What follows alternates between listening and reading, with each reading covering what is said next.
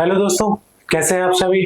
आशा करता हूं दोस्तों आप सभी बहुत अच्छे होंगे, आपकी पढ़ाई बहुत अच्छी चलेगी। दोस्तों मेरा नाम अनुज तिवारी और मैं फीको एजुकेशन की तरफ से आप सभी का हार्दिक स्वागत करता हूं। अब दोस्तों अपन देखने वाले हैं आज से कौन सा हमारा क्लास 11th का हमारा फर्स्ट चैप्टर। ठीक है, क्लास 11th का हमारा कौन सा चैप्टर देखने वाले हैं दोस्तों, अपन फर्स्ट चैप्टर देखने वाले हैं। ठीक है, जिसमें बेसिकली अपन 11th क्लास अपन किसके बारे में देखेंगे, 11th क्लास में हम विश्व इतिहास या वर्ल्ड हिस्ट्री के बारे में समझेंगे। ठीक है दोस्तों, चलिए दोस्तों आज की क्लास को अपन शुरुआत करते हैं। देखते हैं अपन कि 11th क्लास की हमारी इंडेक्सिंग क्या कहती है, कि कौन कौन से चैप्टर हमारे 11th क्लास की हिस्ट्री में है, कौन कौन से चैप्टर हमारे लिए पढ़ने हैं। बेसिकली 11th क्लास की जो एनसीईआरटी है उसको कितने 4 भागों में बांटा गया है। ठीक है, जिसको क्या नाम दिया है, जिसको बेसिकली अनुभाग नाम दिया गया है। ठीक है, 4 अनुभाग है। पहला प्रारंभिक समाज, दूसरा साम्राज्य, तीसरा बदलती परंपरा और चौथा आधुनिकीकरण की ओर। ठीक है, ये हमारे कितने 4 अनुभाग है और इन 4 अनुभागों में बेसिकली अलग अलग चैप्टर है, जिसमें से पहले अनुभाग में हमारा कौन सा चैप्टर है, समय की शुरुआत और लेखन कला और शहरी जीवन। तो इस अनुभाग में अपन किसको देखने वाले हैं, इस अनुभाग में अपन विषय 1 समय की शुरुआत देखने वाले हैं। लेकिन यहाँ पे इंपॉर्टेंट बात क्या है दोस्तों, इस चैप्टर के यहाँ तक आने के पहले अपन को ये कालक्रम ये भी दिया गया है ना एनसीईआरटी में, जो ये भी पढ़ना हमारे लिए बहुत जरूरी है, क्योंकि बहुत सारे टीचर्स लोग इसको छोड़ देते हैं। डायरेक्ट उसकी शुरुआत कहाँ से करते हैं, 11th क्लास के एनसीईआरटी समय की शुरुआत मतलब फर्स्ट चैप्टर से। लेकिन अपन को समझना क्या है, अपन को 6 लाख वर्ष पूर्व से 1 लाख ईसा पूर्व की जो कहानी बनी है ना, उसको भी समझना है। बस उसको अपन एक तरीके से शॉर्ट रूप से जल्दी जल्दी टाइमलाइन के रूप में अपन समझ लेंगे कि कैसे कोई भी चीज परिवर्तित कैसे हुई, उसके परिवर्तन के कौन कौन से कारण थे, तो वो चीज अपन समझ लेंगे। ठीक है, तो पहले अपन इसको समझेंगे, फिर उसके बाद अपन इसको समझेंगे। ठीक है दोस्तों, क्लियर। चलिए तो आज की क्लास को अपन शुरुआत करते हैं, देखते हैं कि हमारे कौन कौन से टॉपिक हैं। चलिए ठीक है, तो समझ में आया ना दोस्तों अपन क्या समझने वाले। अनुभाग 1 का जो प्रारंभिक समाज है उसमें अपन कालक्रम समझेंगे 6 लाख से 1 ईसा पूर्व तक। फिर अपन विषय देखेंगे, अपन विषय 1 मतलब फर्स्ट चैप्टर। ठीक है, फर्स्ट चैप्टर कौन सा, समय की शुरुआत से। ठीक है, तो ये चीज अपन देखने वाले हैं। चलिए दोस्तों आज की क्लास को अपन शुरुआत करते हैं, देखते हैं कि प्रारंभिक अध्याय जो भाग 1 है, ठीक है, जिसको क्या बताता है, मानव इतिहास की सबसे लंबी और महत्वपूर्ण यात्रा गाथा की बताता है कि कैसे मानव का डेवलपमेंट हुआ, कैसे एक स्थान से दूसरे स्थान पर उनका निवास स्थान होता है, कहाँ कहाँ से चीजें परिवर्तित होती हैं। ठीक है, ये तो हमारा चैप्टर है बिहाइंड चैप्टर। चैप्टर के अलावा मैं आपको एक इंपॉर्टेंट चीज बताता हूँ, जब भी आप हिस्ट्री को पढ़े तो उसको 3 तरीकों से पढ़े। कैसे पढ़े, देखो सबसे पहले हिस्ट्री में पढ़ना आप मैप, आपको समझना चाहिए कि कौन सी लोकेशन कौन सी एरिया में है, किस एरिया की बात हो रही है, वहां की ज्योग्राफिकल कंडीशन क्या है। ठीक है, तो वो सब चीजें उसको प्रभावित करते हैं। दूसरी चीज आपको आनी चाहिए टाइमलाइन। टाइमलाइन जो भी आपको मैं चीजें बताऊंगा, जैसे मैंने आपको बताया ना कि 6 लाख से 1 ईसा पूर्व तक कैसे चीजों में परिवर्तन होता है, तो वो चीज टाइमलाइन आ गई कि 6 लाख से बीच बीच में जितने भी टाइम आए, 1 लाख 50,000 10,000 100 50, तो इन सब चीजों में कौन कौन सा परिवर्तन हुआ, वो चीज क्या होती है, वो चीज टाइमलाइन के अंतर्गत आती है। ठीक है, और तीसरा भाग आता है इतिहास पढ़ने का कारण परिणाम, मतलब कोई भी घटना घटित हुई है तो उसके पहले कोई ना कोई कारण रहा होगा, तो वो कारण अपन को समझ में आना चाहिए कि हाँ ये कारण रहे होंगे, उसका ये परिणाम रहा होगा। तो इन दोनों के बीच क्या होना चाहिए, आपका लिंक होना चाहिए। तो वही चीज तभी आपको हिस्ट्री समझ में आएगी, बोरिंग नहीं लगेगा और बहुत अच्छा इंटरेस्ट आएगा आपका हिस्ट्री पढ़ने में। ठीक है, तो हमारा ये फर्स्ट चैप्टर है, मानव इतिहास की क्या सबसे लंबी और महत्वपूर्ण यात्रा गाथा को हमारा फर्स्ट चैप्टर प्रदर्शित करता है। ठीक है दोस्तों, चलिए तो इसमें देखते हैं मानव सभ्यता का विकास, प्रागैतिहासिक काल, पाषाण काल से नवपाषाण काल युग तक, प्रारंभिक मनुष्यों का जीवन, प्रारंभिक स्त्रोतों का क्या महत्व था। ठीक है, तो प्रारंभिक समाज समय की शुरुआत से शहरी जीवन तक। कब से प्रारंभिक समाज,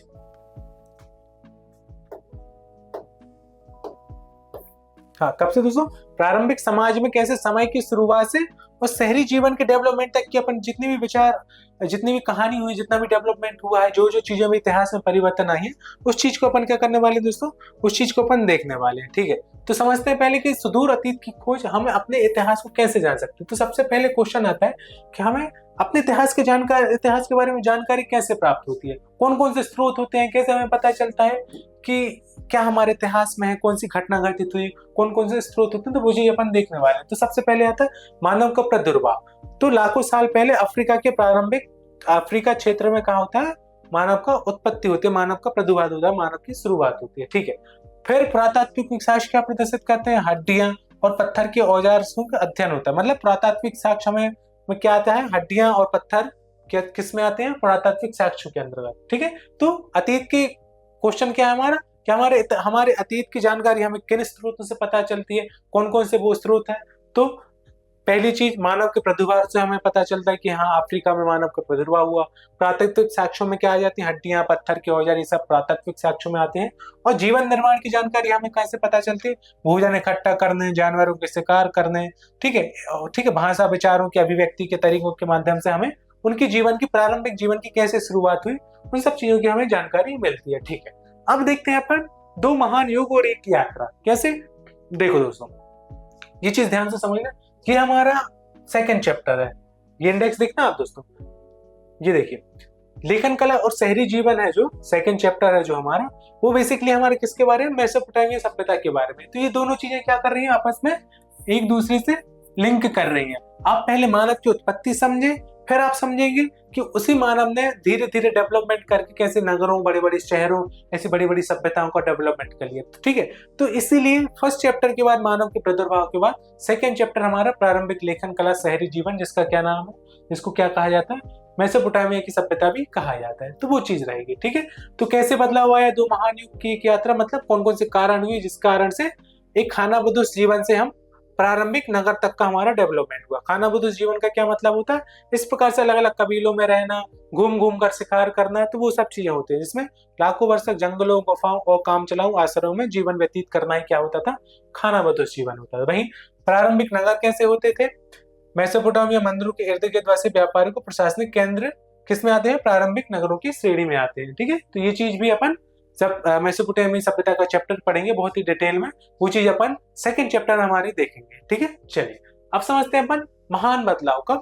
10,000 साल पहले कौन सा परिवर्तन हुआ जिससे महान बदलाव की श्रेणी में कहा जाता है। देखो 10,000 साल पहले क्या परिवर्तन हुआ, 10,000 साल पहले सबसे पहले खेती की शुरुआत हुई। कैसे, देखो अत्यंत दूरगामी प्रभाव डालने वाले परिवर्तनों में से एक परिवर्तन क्या था, खानाबदोश जिंदगी को छोड़कर खेती की शुरुआत होना। ये सबसे इंपॉर्टेंट चीज है कि भाई देखो अब धीरे धीरे क्या हो रहा है, लोगों का डेवलपमेंट हो रहा है। पहले क्या कहते, घुमक्कड़ रहते थे, मतलब एक स्थान पर रह रहे हैं फिर दूसरे स्थान पर रह रहे हैं, जैसे कोई एमपी में रह रहा है, कोई गुजरात में रह रहा है, तो एक स्थान से दूसरे स्थान परिवर्तित करते रहे। लेकिन 10,000 साल पहले क्या हुआ, लोगों ने स्थायी जीवन पर रहना शुरू कर दिया। स्थायी जीवन पर कैसे शुरू कर दिया, देखो उन्होंने खेती की शुरुआत की। जब खेती की शुरुआत करेंगे तो भाई एक जगह पर फसल होगी, अब फसल को एक स्थान से दूसरे स्थान पर ले जा नहीं सकते ना, लेके नहीं जा सकता, तो वहीं पर रहने लगे, वहीं पर और चीजें करने लगे, औजार बनाने लगे, घर बनाने लगे। तो इस प्रकार से क्या होता है, 10,000 साल पहले स्थायी जीवन की शुरुआत होती है। प्रकृति का ज्ञान कैसे, पेड़ पौधे और उगने के मौसम और मिट्टी की समझ हो गई। ठीक है, इसी के आधार पर फसलों की शुरुआत करेंगे। बीजों का संचयन उन्होंने शुरू किया, भोजन के लिए कंदमूल और बीजों को इकट्ठा करने के से लेकर उनके उगाने तक का सफर की शुरुआत कब होती है, 10,000 साल पहले। ठीक है, आगे देखते हैं कि प्रथम कृषकों का भूगोल, मतलब पूरी दुनिया में कहां कहां पर उन्होंने खेती की शुरुआत की। ये देखो पूरा क्या है, वर्ल्ड मैप में, ये क्या है, पूरा वर्ल्ड मैप है। यहाँ पे बस कौन सा दो कॉन्टिनेंट नहीं है, कौन कौन से हमारे दो कॉन्टिनेंट नहीं है दोस्तों,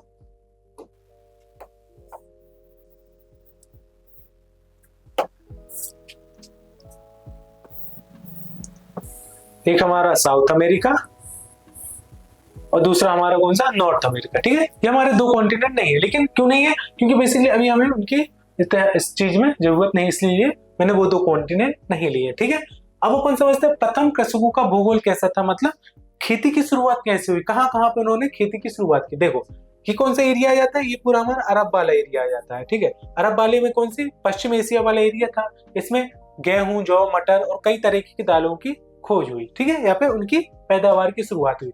फिर पूर्वी एरिया आ जाता है, पूर्वी एशिया वाला एरिया आ जाता है, दक्षिण पूर्वी या पूर्वी एशिया वाला, यहाँ पे क्या होता है, धान और ज्वार बाजरा की यहाँ पे खेती होती है। ठीक है, और अफ्रीका में क्या होता है, ज्वार बाजरा की पैदावार की शुरुआत होती है। तो इस प्रकार से क्या होता है, कृषि चीजों में परिवर्तन आता है क्षेत्रों के हिसाब से। यहाँ की जलवायु दूसरी है, यहाँ पे ज्यादा बारिश होती है तो किसकी, धान और ज्वार की खेती है। यहाँ पे कम बारिश होती है, गेहूं, जौ, मटर, मोटे अनाजों की खेती होती है। वहीं अफ्रीका में क्या होता है, सीधी सनलाइट आती है, ज्यादा गर्मी होती है, तो वहां पे क्या होती है, जौ और बाजरा जैसी फसलों की खेती होती है। तो वही चीज है, इसके पहले मैंने आपको बताया, तो मानव ने जैसे भूमि की जानकारी, उन्होंने मौसम परिवर्तन की जानकारी, तो उस आधार पर उन्होंने क्या किया, फसलों की पैदावार की शुरुआत की। तो दोस्तों यहाँ पर आपको क्वेश्चन बन सकता है कि आपके एग्जाम में क्वेश्चन आ सकता है डायरेक्टली कि प्रारंभिक समाज में कौन कौन सी फसलों की कहाँ कहाँ पर शुरुआत हुई, इस प्रकार का आपका क्वेश्चन बन सकता है। या फिर प्रारंभिक फसलों के क्षेत्रों का वर्णन कीजिए, दुनिया भर में कौन कौन से प्रमुख फसलों के उत्पादन हुआ, इस प्रकार का आपको एग्जाम में क्वेश्चन बन सकता है। ये चीज आप नोट डाउन कर लीजिएगा अपने नोट्स में, ठीक है। आगे देखते हैं कि जंगली जानवर तक पशुपालन बनाना। अब देखो खेती की शुरुआत तो हो गई, लेकिन खेती की शुरुआत में क्या चाहिए, अब पशु भी चाहिए जो खेती में सहायक करे, ठीक है, माल को ले जाने में सहायक करे, खेतों की जुताई में सहायक करे। तो सबसे पहले क्या हुआ, पशुओं की जरूरत क्यों हुई, एक तो पहली चीज से क्या हुई, श्रम क्रांति हुई। फिर अगली चीज क्या हुई, भोजन की, भाई पशुपालन से क्या होगा, मांस दूध का निरंतर स्रोत रहेंगे। भेड़ बकरी सुअर और गाय जैसे पशुओं का किया जाता था, पालन किया जाता था, ठीक है। लगभग 5000 साल पहले एक बड़ा बदलाव आया, कौन सा, गधों को हलों और गाड़ियों से जोते जाने लगा, जिससे कृषि और परिवहन में क्या हुआ, भारी परिवर्तन हुआ। जैसे हल बनाए जाने लगे, इस प्रकार के हलों को क्या बैलों पर, गधों की पीठ पर रख के क्या होने लगी, खेती होने लगी। तो इससे क्या बचा, समय बचा, श्रम शक्ति बची, तो इससे क्या हुई, और अधिक पैदावार होगी खेती का, और अधिक क्या होगा, डेवलपमेंट होगा, ठीक है। देशों की क्रांति और वस्त्रों का होता है, जब पशुपालन करेंगे, भेड़ मिलेंगे, कपास के बारे में उनको जानकारी मिलेगी, तो उससे क्या होगा, वस्त्रों का डेवलपमेंट होगा, ठीक है। तो वही चीज है, ये क्या मानी जाती है, नई प्रकार की चीज होती है, इसको क्या कहा जाता है, क्रांति का काल कहा जाता है, ठीक है। तो पौधों से निकलने वाले रेशे जैसे रुई और पटसन से कपड़े बनाए जाने लगे, पशु पर उगने वाले रेशे जैसे ऊन के माध्यम से कपड़े बनाए जाने लगे, नई तकनीकों का प्रयोग होने लगा, ठीक है। तो कच्ची सामग्रियों का ज्ञान ने कपड़े बुनने की शुरुआत की, जो मानव जीवन में एक क्या थी, स्थायी बदलाव लाया, ठीक है। अब भाई कपड़ों की जहाँ पे जैसे फैक्ट्री बनाएंगे तो एक ही जगह पे निवास करेंगे ना, तो इसीलिए खेती की शुरुआत, ठीक है, नई तकनीकों की शुरुआत, पशुपालन, इन सब ने क्या किया, स्थायी जीवन को बढ़ावा दिया, ठीक है।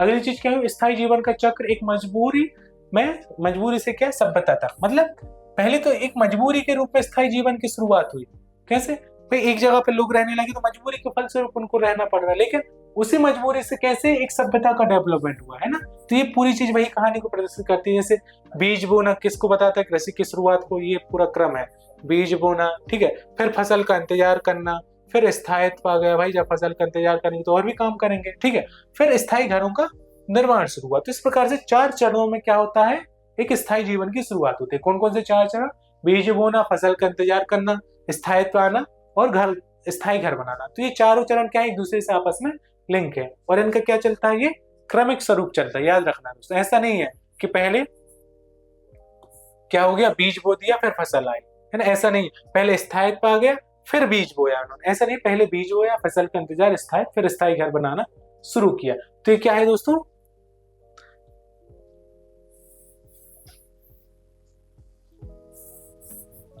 इसको कह सकते हैं अपन क्रमिक विकास, है ना। ये क्या है दोस्तों, क्रमिक विकास, ठीक है, ये क्रमिक विकास की श्रेणी में आएगा। चलिए आगे समझते हैं, आगे देखते हैं किसको, आवश्यकता ही आविष्कार की जननी होती है। कैसे, कि मिट्टी के बर्तनों का प्रयोग कैसे हुआ, मतलब जब आपको जरूरत होगी तभी तो आप किसी चीज का आविष्कार करेंगे। हमें जरूरत थी, हमने लाइट का आविष्कार किया, हमें जरूरत थी इसकी स्क्रीन की, ठीक है, तो हमने उसका आविष्कार किया, हमें मोबाइल की जरूरत थी तो हमने मोबाइल का आविष्कार किया। उसी प्रकार से उस टाइम की जरूरत क्या थी, अनाजों को रखने के लिए भंडारगृह की आवश्यकता थी। भंडारगृह मतलब कि हम कैसे पेय पदार्थों को, जैसे हमने फसल उगाई उसको हम स्टोर कर सके, तो इसलिए क्या बनाए गए, मिट्टी के बर्तन बनाए गए, ठीक है। तो स्थायी जीवन के कारण ही क्या किया लोगों ने, अनाज और अन्य उपज इकट्ठा करना शुरू किया। इसके लिए क्या किया उन्होंने, इस प्रकार के क्या बनाए गए, मिट्टी के पात्र बनाए गए, जिनको क्या कहा जाता है दोस्तों, मृदभांड, पॉटरीज इनको कहा जाता है, जिनको क्या कहा जाता है दोस्तों, मृदभांड कहा जाता है, ठीक है। जब मृदभांड आएंगे तो ऐसे बहुत सारे मृदभांड हो गए, तो उनको क्या भंडारण में स्टोर कर दिया गया, ठीक है, ताकि अधिशेष के रूप में अनाज को सुरक्षित रखा जा सके। अधिशेष मतलब एक्सेस प्रोडक्शन, मतलब आपको जितनी जरूरत है तो आपने उतना प्रोडक्ट अपना क्या कर लिया, प्रोडक्शन कर लिया, उतना तो उत्पादन कर लेंगे, जैसे आपको जीवन जीने के लिए एक साल में सपोज जैसे 50 किलो गेहूं की आवश्यकता है, लेकिन आपने फसल होगा 100 किलो गेहूं हो गया, 50 किलो गेहूं एक्स्ट्रा हो गया, तो उसको आपने क्या कर लिया, उसको ऐसे भंडारगृह में स्टोरेज कर लिया, किनके माध्यम से, इस प्रकार के मृदभांडों के माध्यम से। फिर भोजन बनाना, अनाज के तरह तरह से पकाना, जिससे खाद्य पदार्थों और अधिक स्वादिष्ट और सुपाच्य बन सके। मतलब अब अनाज को क्या किया जाने लगा, पकाकर भोजन बनाया जाने लगा, ठीक है, ये चीज परिवर्तन हुआ। फिर औजारों का विकास हुआ, ठीक है, नए प्रकार के औजार बनाए गए। देखो पहले के औजार इस प्रकार से होते थे, ठीक है, फिर इस प्रकार के औजार बनाए जाने लगे, फिर स्टेज 3 में इस प्रकार के औजार बनाए जाने लगे, ठीक है। घिसाई की किस प्रक्रिया से बनाई जाती है दोस्तों, एक घिसाई की प्रक्रिया से बनेंगे ना, देखो ये पत्थर को घिस घिस कर इस प्रकार का मूसला बना दिया, फिर उसी को घिस घिस कर इस प्रकार के नुकीले औजार बनाए गए, नुकीले औजार बनाए जाने लगे, ठीक है। फिर उनके जरिए चिकना और उन पर क्या किया जाता था, देखो इस पर कोई पॉलिश नहीं है, ठीक है, इस पर क्या पॉलिश नहीं है, ठीक है, इस पर देख रहे हैं पत्थर है भाई, इस पर कोई चमक नहीं, लेकिन देखो इस पर ये चमक है, इस पर देखो पॉलिश है। तो अब क्या किया जाने लगा, औजारों को नुकीला भी बनाया जाने लगा और उन पर क्या पॉलिश भी किया जाने लगा। ठीक है दोस्तों, चलिए अगली चीज देखते हैं, प्रसंस्करण और कृषि। कि अनाज की पिसाई और सफाई के लिए ओखली की मूसल इस प्रकार से थी, कृषि के लिए जमीन की सफाई और बीज बोने के लिए इस प्रकार के औजार बनाए जाने लगे। ठीक है, अगली चीज क्या हुई, धातुओं की खोज। धातु युग से क्या हुआ, पाषाण युग से आगे, मतलब जब धातु होंगे तो अब क्यों पत्थर के औजारों का उपयोग करेंगे, अब नई नई प्रकार की धातु का उपयोग करके औजार बनाएंगे ना, तो वही चीज हुई। कौन कौन सी धातु हुई, जैसे तांबा का उपयोग हुआ, टिन टिन का उपयोग हुआ, और इन दोनों को मिलाकर कांस्य बनाया जाने लगा। ठीक है, तांबा और टिन को मिलाकर क्या बनाया जाएगा, कांस्य बनाया जाने लगा। ये क्या होती है, मिश्र धातु होती है। ठीक है, मिश्र धातु क्या होती है दोस्तों, दो धातुओं को मिलाई जाने वाली, मिलाकर बनाई जाने वाली अगली धातु कौन सी होती है, मिश्र होती है, सॉरी मिश्र धातु होती है। ये बेसिकली आप इंडस वैली सिविलाइजेशन देखेंगे तो पूरी कांस्य आधारित सभ्यता पर थी, मतलब कांस्य आधारित उस पर क्या बनाए जाते थे, औजार बनाए जाते। जब अपन मेसोपोटामिया की सभ्यता के बारे में नेक्स्ट चैप्टर में देंगे तब अपन इसका और अधिक तरीके से जिक्र करेंगे। ठीक है, इससे आगे चलकर धातुओं के गहने और मजबूत और औजार बनाए जाने को क्या हुआ, रास्ता खुल गया, किससे, धातुओं की खोज से या फिर मिश्र सामग्री के उपयोग से। अगली चीज आती है हमारे महान संक्रमण का काल, मतलब कैसे खानाबदोश शिकारी से कैसे स्थायी कृषकों की शुरुआत होती है। देखो जंगली शिकार और कंदमूल पहले खाते थे, खानाबदोश आपका एग्जाम में क्वेश्चन आ सकता है कि खानाबदोश शिकारियों की विशेषताएं बताई, तो जंगली शिकार और कंदमूल खाते थे, गुफाएं और काम चला हुआ आश्रय होता था उनका, बिना पॉलिश वाले पत्थरों का उपयोग करते थे, निरंतर आवागमन, मतलब एक स्थान से दूसरे स्थान पर क्या करते थे, वो प्रवास करते थे। ठीक है, ये चीज होती थी। फिर स्थायी कृषकों की क्या विशेषता होती थी, देखो स्थायी कृषकों की विशेषता होती थी, उगाई हुई फसलों और पालतू पशु होते थे उनके पास, स्थायी घर और गांव में निवास करते थे। ठीक है, पॉलिश किए गए पत्थर, मोखली, मूसल धातु का प्रयोग करते थे और स्थायी निवास उन्होंने शुरू किया। तो आप देख रहे हैं ना किस प्रकार से खानाबदोश से कौन सा स्थायी कृषकों में परिवर्तन होता है, कैसे खानाबदोश लोगों की विशेषताओं के बाद स्थायी कृषकों की कौन कौन सी विशेषताएं आती हैं जो उनके जीवन में परिवर्तन को प्रदर्शित करती हैं। ठीक है, तो आपसे एग्जाम में डायरेक्ट क्वेश्चन आ भी सकता है कि खानाबदोश शिकारियों और स्थायी कृषकों की तुलना कीजिए, किस प्रकार से जीवन में परिवर्तन हुआ, तो वो चीज बताई जाने लगे, उसको बताया जाना होगा कि पहले शिकारी कंदमूल होते थे, गुफाओं में रहते थे, फिर उन्होंने स्थायी घर बनाना शुरू किया। तो इस प्रकार से आपको क्या करनी है, इनकी तुलना करनी है। ठीक है, चलिए अगली चीज देखते हैं। अगली चीज आता है शहरी जीवन का ताना बाना, श्रम का विभाजन, मतलब कैसे शहर में किस प्रकार के लोग होते थे, उनमें किस प्रकार का मतलब क्या होता था, डिवीजन होता था, किस प्रकार की उनकी सामाजिक व्यवस्था थी। ठीक है, तो वो देखो सबसे ऊपर कौन होता था, राजा रानियां होती थी जो क्या करती थी, नेतृत्व प्रशासन करते थे। ठीक है, तो प्रारंभिक समाज में इनको अपन क्या कह सकते हैं, मुखिया भी कह सकते हैं। ठीक है, ये पूरे समाज का स्ट्रक्चर है, ये ऐसा नहीं है कि प्रारंभिक समाज के, ये पूरे समाज का स्ट्रक्चर, सभी समाज का यही स्ट्रक्चर होता है कि राजा रानी या कौन होता है, मुखिया होता है, फिर पुरोहित होते हैं। ठीक है, फिर आता है लिपिक आता है, मतलब इसमें कौन आ जाते हैं, प्रशासन के अधिकारी आ जाते हैं, फिर शिल्पी आ जाते हैं। ठीक है, शिल्पी मतलब अर्थव्यवस्था या फिर कौन बर्तन औजार या फिर आभूषण बनाने वाले लोग, फिर आ जाते हैं लास्ट में श्रमिक वर्ग आ जाता है। ठीक है, तो कृषि अधिशेष ने समाज को क्या कर दिया, विविधतापूर्ण बना दिया। कैसे, ज्यादा प्रोडक्शन होगा तो अब क्या करेंगे लोग भाई, जैसे उन्होंने खेती कर दी, स्थायी जगह पे रहने लगे। ठीक है, तो उससे क्या होगा कि अब लोग दूसरे काम भी करेंगे, खेती के लिए औजार बनाएंगे। ठीक है, तो उससे क्या शिल्पियों का डेवलपमेंट हुआ, तो ये सब चीजों में परिवर्तन हुआ। फिर अगली चीज आती है निरंतरता और विविधता, मतलब एक मिश्रित समाज की क्या होती है, शुरुआत होती है। कैसे, प्रारंभिक समाज केवल क्या था, एक प्रकार का नहीं था, सभी रूप में एक ही समय में सह अस्तित्व में थे। जैसे बहुत सारे अलग अलग लोग रहते थे, जैसे कहीं कहीं पे शिकारी संग्राहक समुदाय रह रहा है, कहीं कहीं पे पशुचारा के होते थे, इनको क्या कहा जाता है, यायावर लोग कहा जाता है। इसका एक चैप्टर भी है आपके पूरे 11th क्लास में, यायावर साम्राज्य नाम से आपका एक चैप्टर भी है। ठीक है, अगला कौन आता है, किसान समुदाय और नगरवासी लोग आते थे। तो क्या रहते थे, ये सह अस्तित्व के रूप में रहते थे, मतलब सभी लोग हैं, ऐसा नहीं है कि केवल कौन नगरवासी लोग रह रहे हैं, ऐसा नहीं है भाई, आसपास गांव होंगे तो वहां पर किसान होंगे, पशुचारक होंगे, और जंगलों में कौन होंगे, शिकारी या संग्राहक होंगे। ठीक है, इतिहास इन सभी की परस्पर क्रिया का ही परिणाम है, मतलब ये सब लोग आपस में मिलकर ही क्या बनाया, उन्होंने ऐतिहासिक जीवन बनाया, इतिहास की कल्पना की। आगे आता है कि मानव विकास से प्रारंभिक साम्राज्य तक, कि अब मानव का विकास हुआ ठीक है। अब मानव के विकास से कैसे प्रारंभिक साम्राज्यों की क्या होती है, शुरुआत होती है ना, कि मानव का विकास हुआ, अब उससे कैसे प्रारंभिक साम्राज्यों की शुरुआत होती है। कब? लगभग 6 लाख वर्ष पूर्व से 1 ईसा पूर्व तक वैश्विक इतिहास को अपन देखने वाले हैं। ठीक है, इसमें समझते हैं कि मानव यात्रा के 3 महान अध्याय थे। कैसे? सबसे पहले जीवन की रक्षा प्रवासन, फिर सभ्यता की जड़ें, ठीक है, सभ्यता की जड़ें, फिर शक्ति और साम्राज्य का योग। ठीक है, इसमें क्या हुआ? जीवन की रक्षा प्रवासन में होमो सेपियंस का उदय हुआ, अग्नि और गुफाओं की क्या हुई, चित्रकला की शुरुआत हुई। सभ्यता की जड़ें, कृषि क्रांति, पशुपालन और बस्तियां। ठीक है, मतलब सभ्यता का डेवलपमेंट हुआ, इसमें क्या हुआ, कृषि क्रांति हुई, पशुपालन और बस्तियों की शुरुआत हुई। शक्ति और साम्राज्य का युग में क्या हुआ, धातु विज्ञान की शुरुआत हुई, लेखन, प्रथम नगर और विशाल साम्राज्य क्या होती है, इस प्रकार से शुरुआत होती है। तो इनकी टाइमलाइन याद रखना। देखो, जीवन रक्षा प्रवासन की शुरुआत कब होती है, 6 लाख से 10,000 ईसा पूर्व। ठीक है, सभ्यताओं का डेवलपमेंट कब होता है, 10,000 से 3,000 ईसा पूर्व। इस चीज में अपन देखते हैं कौन सी, मेसोपोटामिया की सभ्यता, इंडस वैली सिविलाइजेशन, चीन की सभ्यता, मिस्र की सभ्यता, इन सब सभ्यताओं का डेवलपमेंट कब होता है, इस टाइम पीरियड में। इस टाइम पीरियड में क्या होता है, कि इस टाइम पीरियड में क्या होता है, 5 साल काल होता है। ठीक है, 5 साल काल मतलब पशुपालन की शुरुआत होती है, खेती की धीरे धीरे शुरुआत होती है, औजार बनाए जाते हैं, किसके, पत्थरों के औजार बनाए जाते हैं। ठीक है, और शक्ति साम्राज्य के युग में क्या होता है, बड़े बड़े नगरों का डेवलपमेंट होता है, जैसे मॉडर्न पीरियड आ गया। ठीक है, ऑटोमन एम्पायर आ गया, रोमन एम्पायर आ गया। तो इन सब की शुरुआत कब होती है, 3,000 से 1,000 ईसा पूर्व में। क्लियर है चीजें, ये टाइमलाइन आपको क्लियर हुई है ना। तो आपको पता रहेगा, जैसे आपसे मैं क्वेश्चन करता हूं कि आप बताइए सभ्यताओं की शुरुआत कब हुई, तो आप बता सकते हैं 10,000 से 3,000 ईसा पूर्व में सभ्यताओं की शुरुआत हुई। क्यों शुरुआत हुई, क्योंकि भाई अब स्थायी लोग रहने लगे, स्थायी जगह पे रहने लगे, खेती की शुरुआत करने लगे, तो ये सब उनके कारण थे। ठीक है, ये चीज क्लियर हुई आपकी। चलिए आगे देखते हैं, आगे समझते हैं अपन। उद्गम, किसका उद्गम, अफ्रीका और दक्षिण एशिया में कब 6 लाख 60 लाख से 1.5 लाख ईसा पूर्व तक किस प्रकार से किसका मानव का डेवलपमेंट होता है। ठीक है, मानव के डेवलपमेंट की अपन बात कर रहे हैं। ठीक है, तो अफ्रीका में सबसे पहले देखते हैं अपन, कहां पे, अफ्रीका में। अफ्रीका में जीवन की शुरुआत कहां होती है, अफ्रीका में सर्वप्रथम अपन को ऑस्ट्रेलोपिथेकस का जीवाश्म मिलता है। ठीक है, कहां से, ये दक्षिण अफ्रीका है ये। ठीक है, वहां से अपन को क्या मिलता है, ऑस्ट्रेलोपिथेकस का अपन को जीवाश्म प्राप्त होता है। ये प्रारंभिक मानव के साक्ष्य, मानव का डेवलपमेंट होता है, जैसे ऑस्ट्रेलोपिथेकस, होमो हेवेलिस, होमो, ठीक है, होमो इरेक्टस, फिर होमो सैपियंस, इस प्रकार से मानव का क्रमिक विकास होता है। ठीक है, तो वही चीज है। तो सबसे पहले अपन को अफ्रीका से अपन को क्या मिलते हैं, ऑस्ट्रेलोपिथेकस के साक्ष्य देखने को मिलते हैं।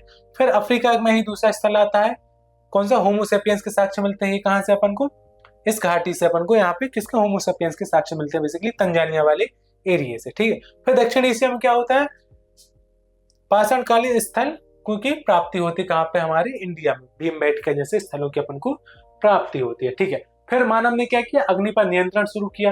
पहली महान तकनीकी क्रांति मानी जाती है किसको, अग्नि पर नियंत्रण को क्या माना जाता है, पहली महान तकनीकी क्रांति मानी जाती है। जैसे अफ्रीका में क्या हुआ, 14 लाख साल पहले, 14 लाख वर्ष पूर्व अग्नि के प्रयोग के सबसे पहले साक्ष्य अपन को कहाँ देखने को मिलते हैं, अफ्रीका में। ठीक है, फिर 7 लाख वर्ष पूर्व एशिया में अग्नि के साक्ष्य देखने को मिलते हैं। फिर 4 लाख वर्ष पूर्व कहाँ, यूरोप में अपन को अग्नि के साक्ष्य देखने को मिलते हैं। तो अग्नि ने न केवल सुरक्षा और गर्मी दी, बल्कि मानव आहार और प्रवासन की क्षमता को भी क्या कहती है, बदल दिया। तो बहुत चीजों में परिवर्तन किया अग्नि की खोज से। ठीक है, चलिए आगे समझते हैं होमो सेपियंस पृथ्वी पर प्रवेश। अपन ने देखा कि अफ्रीका में होमो सेपियंस की सबसे पहले शुरुआत होती है, ऑस्ट्रेलोपिथेकस की उत्पत्ति कहाँ हुई, अफ्रीका में हुई। ठीक है, तो अब होमो सेपियंस कैसे अफ्रीका से और दूसरे महाद्वीपों में क्या हुआ, उनका विस्तार होता है। तो वो चीज अपन समझते हैं। ये देखो दोस्तों, सबसे पहले जैसे पश्चिम एशिया में या फिर अफ्रीका में क्या होता है, होमो सेपियंस की शुरुआत होती है। ठीक है, ये देखो 56 लाख साल पूर्व पहले अफ्रीका से ही, या फिर 1,95,000 साल पूर्व पहले कहां से अपन को, अफ्रीका से अपन को मानव के साक्ष्य देखने को मिलते हैं, ऑस्ट्रेलोपिथेकस, होमो सेपियंस। ठीक है, ये चीज अपन ने समझी। अब अपन देखते हैं कि अफ्रीका से मानव का प्रवासन कैसे यूरोप में, कैसे इंडिया में, कैसे एशिया में, ठीक है, कैसे दक्षिण अमेरिका में, फिर कैसे हमारे ऑस्ट्रेलिया में मानव का क्या होता है, प्रवास होता है। ठीक है, तो पश्चिम एशिया में कब, 1 लाख ईसा पूर्व में मानव के साक्ष्य, मानव का क्या होता है, प्रवसन होता है। फिर वो यूरोप में जाते हैं, यहाँ से फिर वो श्रीलंका जाते हैं, इंडिया जाते हैं, फिर ऑस्ट्रेलिया, फिर एशिया से ही कहाँ जाते हैं मानव, अमेरिका जाएंगे। ठीक है, अमेरिका में सबसे लास्ट में जाएंगे कब, 12,000 ईसा पूर्व, है ना, कब जाएंगे अमेरिका में, 12,000 ईसा पूर्व में। ठीक है, अमेरिका के बाद कहाँ जाएंगे, दक्षिण अमेरिका में। ठीक है, तो इस प्रकार से क्या होती है, मानवों का अन्य कॉन्टिनेंट पर, अन्य महाद्वीपों में क्या होता है, प्रवासन या उनका क्या होता है, विस्थापन होता है। ठीक है, अब समझते हैं अपन कि प्रारंभिक संरचनात्मक देखने और दर्शाने तक, मतलब कि प्रारंभिक मानव समाज देखो अपनी कलाकृतियों में कितना अनूठा प्रयोग कर रहा है, वो क्या क्या चीजों में परिवर्तन कर रहा है। आज से 1 लाख साल पहले की चीजों को अपन देख रहे हैं, ये समझो। देखो ये इमेजेस को देखो आप, इसमें जैसे ये सपोज ये मैं भीमबेटका की इमेजेस लाया हूँ आपके लिए, ठीक है। ये भीमबेटका के अगर आप कभी गए होंगे तो इस प्रकार के आप वहां पे चित्र देखेंगे। यहाँ पे आपको घोड़े भी मिलेंगे, ऐसे मानव भी मिलेंगे, ठीक है। उन पर क्या इस प्रकार के धनुष तीर भी चलाएंगे, तो अपन को इससे पता चलता है कि प्रारंभिक समाज में कैसे लोग जीवन यापन करते थे, कौन कौन से पशु होते थे। तो इन सब चीजों की जानकारी अपन को इससे प्राप्त होती है, ठीक है। तो वही चीज है कि यूरोप में क्या होता है, फ्रांस और स्पेन की गुफाओं में अपन को ये चित्रकारी देखने को मिलती है। फिर भीमबेटका में अपन को इस प्रकार के चित्र देखने को मिलते हैं।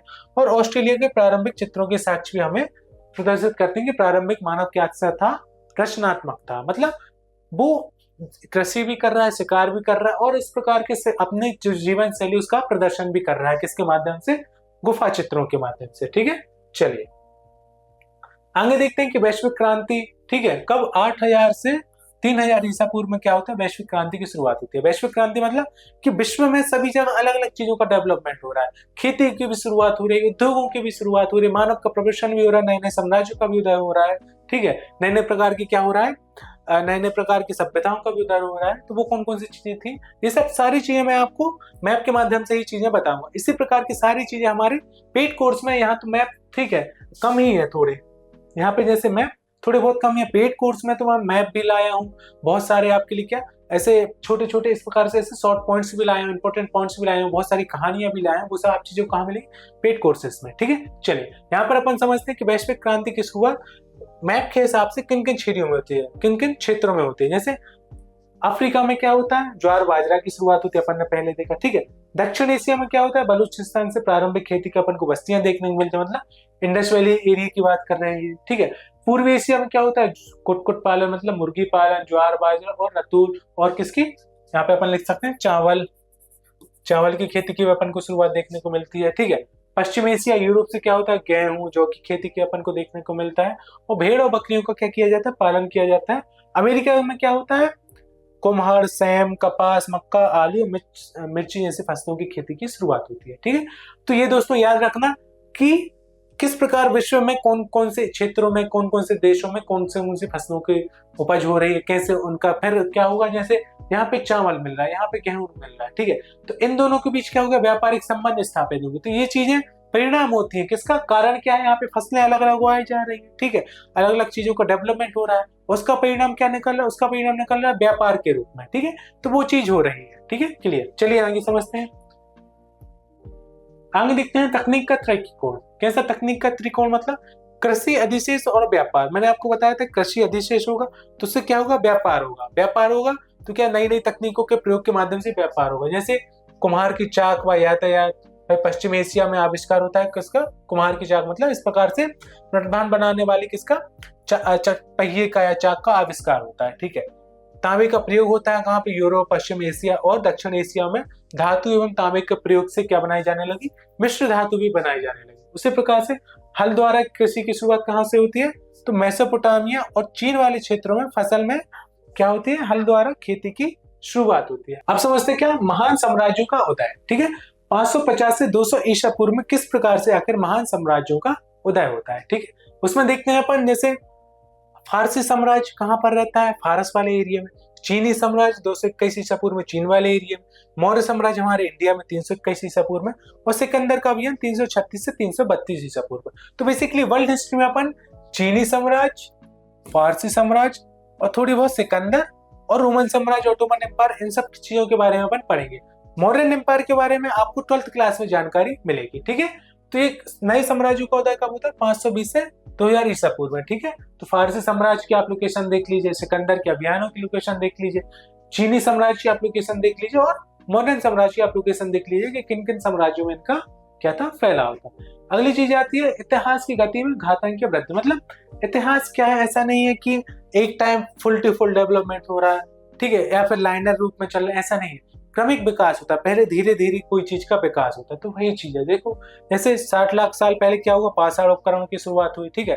10,000 से 30,000 पहले कृषि पशुपालन की शुरुआत होती है। फिर उसके बाद क्या होता है, 3,000 ईसा पूर्व नगर लिपिकों की खोज होती है, नगर लिपिकों की शुरुआत होती है। ठीक है, तो इस प्रकार से ये टाइमलाइन चलती है। तो आप टाइमलाइन देखिए ना, पहले धीरे धीरे इसका क्या हो रहा है, डेवलपमेंट हो रहा है, और किस रूप में जा रही है, परिपक्व अवस्था के रूप में जा रही है। ठीक है, क्लियर जी। इसी प्रकार से किसी साम्राज्य का, जैसे आप अपने जीवन का देखिए, पहले बच्चे होंगे, पहले आपकी बाल्य अवस्था होगी, फिर आप धीरे धीरे बढ़ोगे, फिर आप जॉब करेंगे, तो आपका धीरे धीरे क्रमिक विकास होता है। तो उसी प्रकार से इतिहास में भी चीजों का क्रमिक विकास होता है। ठीक है, तो इसको आप समझना कि क्या होता है, क्रमिक विकास होता है। ऐसा नहीं होता है कि एकाएक चीजें आती हैं। ठीक है, धीरे धीरे क्रमिक विकास के फलस्वरूप ही इतिहास का डेवलपमेंट होता है। चलिए, इसी प्रकार से दोस्तों ऐसे ही इंपॉर्टेंट कंटेंट देखने के लिए, इसी प्रकार से आपको और भी चीजें इंपॉर्टेंट तरीके से आपको पढ़ने के लिए और भी इसके बारे में डीप नॉलेज प्राप्त करने के लिए आप हमारे पेड कोर्स के साथ भी जुड़ सकते हैं, जिसमें आपको नोट्स मिलेंगे, पीपीटीज मिलेंगी, क्विज मिलेंगे, लाइव क्लासेस मिलेंगी। ठीक है, और साथ ही साथ बहुत सारी आपको इंफॉर्मेटिव चीजें मिलेंगी, जिसमें आप